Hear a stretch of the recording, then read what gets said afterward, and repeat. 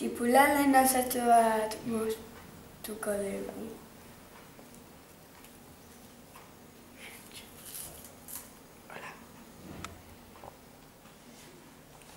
Eta bain, tipularen azaltxo bat hartuko dugu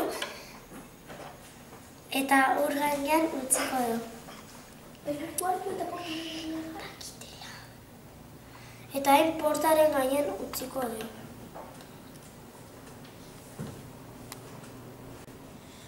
Eta orain tipula zatiari tinta tanta bat bota behar diogu. Eta hurrengo pausoa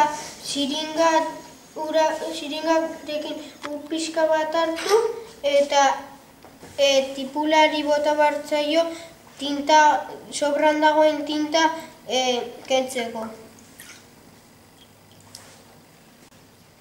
Orain papel xurgailuarekin ura kenduko diogu.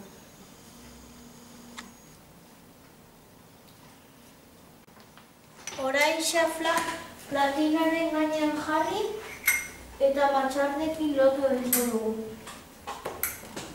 Gero enfokatu, ispilua ondo jarri eta ikusteko prest dago. Begira nola ikusten diren tipularen zelulak.